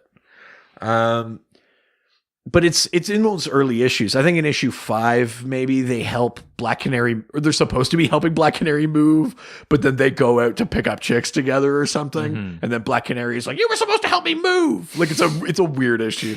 But that might be the first one where they're kind of like hanging out. You know, like down the street. Down the street. The same old thing we did last week. Not a thing to do. But talk to you. We're all right. We're all right. Hello, Wisconsin. My wife is on a huge that song. Yeah, I know. But I think one of those early issues, Justice League 4 or 5 or something like that, is maybe like sort of the first time you see them together and they have a bond. I think Justice League 5 is the first time there's a bwaha. And it's because at the end of the issue, this woman that I guess Booster kind of struck out with shows up, and Beetle thinks it's hilarious and starts bwaha laughing. Mm-hmm. So yeah, I'd say it was pretty early in that series then, somewhere around Justice League 4 or 5. Yeah, cool. All right, the next question comes from we're leaving Instagram, we're heading into Reddit, where everyone's nice and no one's ever mean. That's right, it's a great place to be. Gone Wild. Are Gone Wild. Yep. What do they ask? Well, woo! That's all they ask. Yeah. And I Spring break. And I respond, thank you. Here are your beads. First question comes from Never Say Die, Iron Joker 33. Who asks, what adventure of the duo is the best example of why they make such a good pair? Ooh. What does each bring to the table that enhances the other? I don't remember what issue. I think it's an annual or something like that of Justice League International. Yeah. Where, I mean, Booster always had get-rich-quick schemes. And Beetle was like, oh, I know how to do that. Like, he's kind of like that. I can do that. Like, Beetle was smart enough and he can do that. He can do that. He was a good enough inventor that he could help Booster with his get-rich-quick schemes. I think at one point they were repo men. Oh my god! But the one that I'm thinking of, and I think it's an annual. I don't remember precisely what issue. I think they start a casino, like a superhero casino or something, on an island that turns out is sentient and like can move. Oh my god! The island's called Kui Kui Kui. Good name for an island. And I think they start a casino, of course, which is pretty funny. That's Kui kind of Kui amazing. Kui ends up being like the base of like antagonists of theirs, like the extremists from Angor. But I think before that, yeah, they set up a casino there before realizing that the island is sentient and can move. But I think the thing that makes them funny in that era is that like Booster is like, I figured it out. This'll make them respect us, or like this'll get us rich. And Booster's like, yeah, all right, I'll see where this goes. And like he makes the tech that he needs to do, or like has the funds to finance the crazy idea. It's like Beetle, I think, wouldn't come up with these ideas himself for the most part, but I like that he has the spirit of like, yeah, sure, let's see where it goes. He's like, that's crazy, let's do it. That's really and I think funny. that's why they're good friends, is that he doesn't just shoot him down, or he's not that worried about like his own even reputation or shit like that. He's like, no, I think this is a fun idea. Yeah, You know, I like that. years later, the retcon is that, you know, maybe Beetle and Booster felt insecure about being on the Justice League with the heavy hitters, and so intentionally played the fool a bit so that others and themselves had lower expectations. Hey, So that, you know, that's my go-to move. well, this is the thing, right? I mean, that's a Under promise, over deliver, yeah, exactly. That's a or retcon. deliver just as much as you promise. Under promise and then deliver that much. Yeah, exactly. Oh, I think you're missing the crucial back half. Yeah, you don't disappoint. I don't understand. Okay. But yeah, I Under promise, deliver. whatever that issue is, it's some sort of Justice League International annual, but it's where they set up a casino on Kui Kui Kui. That's one of my favorite like Beetle and Booster. That could just be a fun show. just like a hero casino. Yeah, Yeah. I would watch that. All right. Next and last question. Sure. Comes from the other doctor. It's Dr. Hoot. Dr. Hoot. Hoot hoot. Hoot Hoot. Who? Mr. Mime. Who? Oh, Mr. Miracle. Who asks, what? Oh, this is a good question, and it kind of ties into Blackest Night a little bit. Sure. Sort of tangentially. And they spelled color the Canadian way, which I can also appreciate. I might have just spelled it that way. Oh, you son of a bitch. Did you edit this? Yeah. Wow. I'm making the spelling correct. Wow. Otherwise, I'd be like, Color, what's that? Yeah. Color. Kolor. I am Kolor. Eater of Shut worlds. up. Shut up. That's a good dial doc. Edit that out. Yeah, exactly. We'll insert it later. It's That's what Dr. She said, edit that out, and you said, I'll insert it later. Oh, no. It's two computer programmers making love. Edit that out. Two audio engineers making love. Edit that out. I'll insert it later. Let me double that up. Splice. Oh, by the way, don't watch that movie. Splice, I know. Splice has some fucked up shit. Yeah, in it's it. really fucked up. Yeah, it's messed up. It's Dr. Hoot asks, what color lantern core do you think Beetle and Booster would each belong to? Which I love this question. It's good. Well, as someone with a passing interest in Booster Gold, what do you think for him? I know what I think for him, but Yellow? oh, fear. Because Okay. I think deep down all of his decisions are based on fear. You mean like the insecurity, like Yeah. all of that, like not being good enough. Yeah. Right. Yeah. Sure. I do you think that he could, but then turn that around? Like, do you think he'd be a good Yeah. Yellow Lantern? Like, Yeah. he could inspire fear in others? Yeah, exactly. Yeah. Oh, you do? Yeah. Oh, okay. Yeah. I think it would be good. Interesting. And I think Blue Beetle would be a Green Lantern. Okay. See, I was gonna say orange for Booster. Oh, yeah. I mean, Greedy. yeah. He just yeah. wants even, sure. It's not malevolent. Like, it's not. But I think that's all those decisions are based off of fear. Sure. Yeah, that's fair. Yeah. So I was gonna say orange for Booster. And then I think for Beetle, I was gonna say like either blue or indigo, like hope or compassion. I think Beetle is like a pretty like optimistic, like things will work out, and that's why he can be let's have a fun time. Yeah, you're probably right. It all will be well, which is like the mantra of the Blue Lantern Corps. So I would see him as maybe like a Blue Lantern. Yeah, because I just think that like Blue Lantern Beetle. There you go. like Lex is greedy, not based on fear, but just based on wanting more and wanting power. I feel like Booster is greedy based on fear. Yeah, that's fair. Yeah. I know what you mean. Yeah. I think that's it. Yeah. You know what time it is?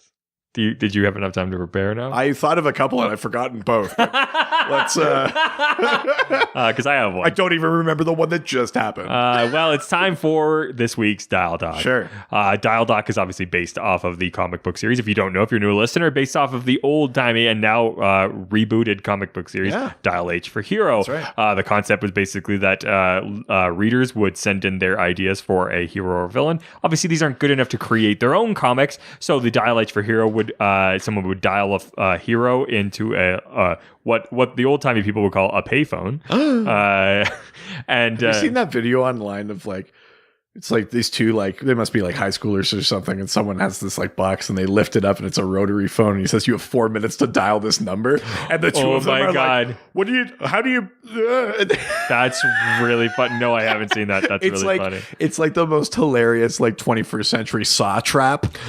That's so funny. You must dial this number on a rotary phone. I've only ever used a rotary phone once in my life. It's very funny. Have you ever used one? Yeah, my mare had a rotary phone in the front hall of her place when I was a kid. And we used to play with it before realizing it was like a working phone. You're like, hello? $600 dues. Oh my God, that's right. Okay, that's such a good episode. Yeah. Yes. So a random person would find this payphone, dial hero or evil, and become one of these randomly generated heroes or villains for the day, or longer or less. I guess there was never. I don't think there's any solidified rule. You look real concerned. I have one. Okay, that helps. Please. My character's name is Steep. Oh, okay. Who has the ability to soak up anything and become whatever that thing was and morph into whatever that thing was. So kind of like an absorbing man kind of power? Kind of, but like if it was the blood of another hero, it could suddenly become that hero. I see. Okay. If it was like detergent, it could become a bottle of detergent. Like super anything useful. that it sucks up, that it can stains. morph into that thing. Yeah. Okay. Right. And they're called Steep? Yep. Okay. Interesting. And no time is passing because you've got the answer. I'm ready to go. Yeah. Now. Here it is. My answer. My answer that you've been waiting for. Get ready. Okay. I'm saying it. All right, cool. Now. Cool. Coming out of my mouth. All right, let's go. Here we go. And go. The character's name is the Pondling. Jesus. You know, usually it takes me a minute to like kind of figure out where you got these answers from, but the fact that you looked at a pond and called the pond, I think Pondling. Oh no, I apologize. You added L-I-N-G. Yeah. I have no idea where this came from. The Pondling. What the Pondling can do basically is be a still amount of water. No, it can use any like small amount of water as like teleportation. Can like basically use like different ponds or puddles or things like that to teleport from like one place to another anywhere on the planet. So where is the line between a pond and like a lake? Well, this is the thing. A lake, that's too unwieldy. You can't teleport. Or can, but like maybe can't like control where you end up. There's too much water. Too little water means you can't go that far. But you know, like, so that's the pondling, right? Oh wow! There's like a happy medium where it's like a pond size, where you can both control the distance and destination, and everything else is like a weird variable. But what happens in the ocean?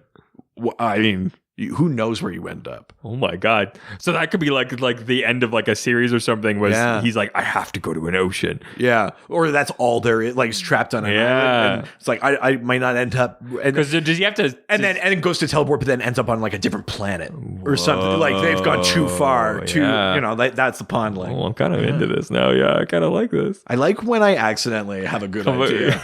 You mean like all of your ideas? Thank you. I want to create a podcast where I just talk about amazing things. Is that a good idea? Well, that's slightly different because that's you quietly going like, no, why didn't we do it like this? Yeah. That's true. But that sounds like a good idea, except for all of the bad parts. Except for, I hate it. I like it. So we have Steep and the Pondling. Yeah, both sort of liquid themes. Can you figure out where I got my idea from? From tea? No, from that paper towel up there. Oh, Jesus. At least you didn't call them Quicker Picker Upper. I mean, it was in there for a while. was like, bounty? Bounty hunter. Oh my God. There you go. That's an accidental good one again. Yeah. Well, we need to know who you... I mean, now one of you has at least stood up and said that we need to keep doing this, so... That's all we needed. You need to participate too. Yeah. So come up with your own hero or villain. Use the hashtag DialH and give us your character. We've been receiving some, and I think... Well, we have to do another. Well, I think we're coming up to June, which is our sort of like fan appreciation month. It's Fanagar. I think somewhere in there, It's not Foon. No, I think somewhere in there we'll do like another fun like Dial Doc. That's January. Damn. Yeah, we'll do like a Dial Doc like retrospective, like we did the last time. I think we did a Fanstravaganza. I think we went through a bunch of Dial Docs, but we'll do that again when we get into. You mean and show our amazing improv skills? No. I don't mean that one. Oh, okay. I just mean like a regular episode. Just reading them and like here are the ones people came up okay. with. No. If you're a Patreon subscriber, you know what we're not knowing, and we're sorry. Yes. You'll pay for this. And they definitely did. Yes, so use the hashtag DialDoc and send us your idea for hero or villain. Yeah. Send us a question for the next episode, which is... prisons. Ooh, yeah. Prisons. We're going to scare you straight. Prisons, asylums, like the wardens that keeping the like iconic prisoners there. Basically, any sort of any form of detention or containment or anything like that. We want to talk about that. Much like this podcast, prisons. Yeah, just the things we can't escape. This waking nightmare. That's right. So send us their questions about prisons, like the fleshy vessel that I'm contained within, like this existence that I have to continue with. So send your questions for prisons and release us. Yes, please, God. Hashtag sweet release. Also, you can just talk with us about nerdy shit. Yes, that's right. Just contact us through our various social media platforms, such as our Facebook, Dr. DC Podcast, Twitter, @Dr. DC, Instagram, Dr. DC Podcast, email, drdcpodcast@gmail.com, our subreddit, r/Dr_DC. Don't forget the doc phone is now open. We haven't had a call in a little while. Would love to get a call from one of you residents. All you have to do is give us a phone call at 208-917. 3238. That's 208-917 DCEU. And don't forget, our contribution this week was these Booster Gold issues, but lots of other podcasts are talking about Blackest Night, some of the main issues, some of the tie-ins. There's lots of cool stuff going on there. Some of the episodes have already come out, including ones from Podcast of Oa, Cosmic Treadmill, Fire and Water podcast, but there's also lots coming up still. There's the Starman Manhunter Adventure Hour did an episode, Longbox Crusade, Feathers and Foes, which is like a Birds of Prey podcast. There's at the Lantern Cast, of course, our friends over there. They're doing like the final 2 issues of Blackest Night. But so keep checking it out. Use the hashtag JLMay and listen to a bunch of other like cool comic podcasts talking about Blackest Night. Yeah, absolutely. Ones that know what they're talking about, and then us. Yeah. That's true. And of course, you can also not only talk to us online, but you can also read some of our DC specific articles or buy our merch. Buy our merch. That's right. Buy our merch. Jesus, it's okay. Richard, come back. Please. And of course, we only have 3 reviews away from getting our video recorded episode. Yep. Where we're going to talk about art in comics. Conversely, we're only 3 reviews away from like not releasing that to the world. So whichever way you're thinking about it, it's working. Yeah. Send your reviews. Yes. So you can either do that through iTunes, but we're now accepting them through anywhere because we're desperate. So any review is nice. It's not about desperation. I need desperation. I need so fucking bad. Oh, I need this so fucking bad. I'm going to watch your review. I'm going to read your review.